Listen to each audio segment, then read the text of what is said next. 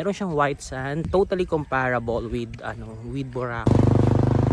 Merong art na nakalagay kanina Paliton Beach, pero kasi sobrang dami ng tao at sobrang dami ng turista. Motorcycle yung gamit nila na main transportation. Tara na.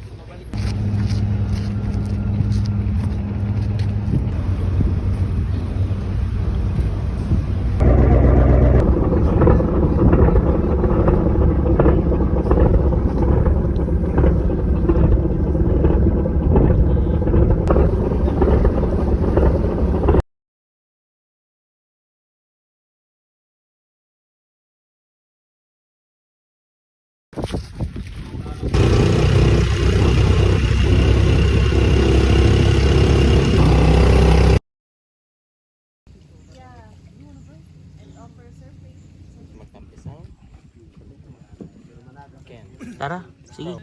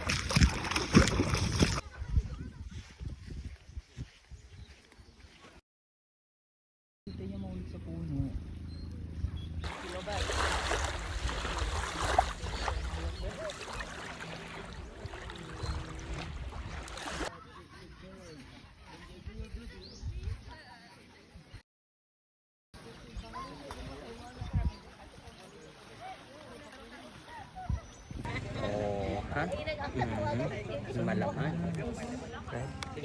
Black. Black is red.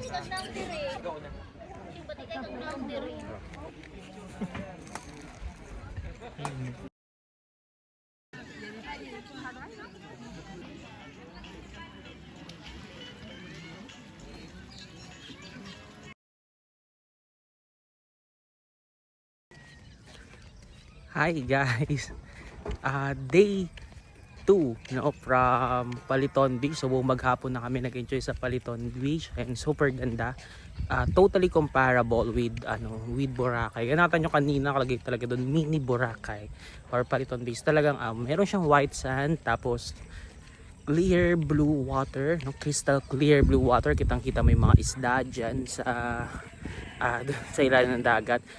Siguro ano lang siya, no, because it's the season for it, so marami lang siya ng mga what do you call this, yung mga underwater plants. So yan, pauwi na kami, no, kasi medyo gabi na.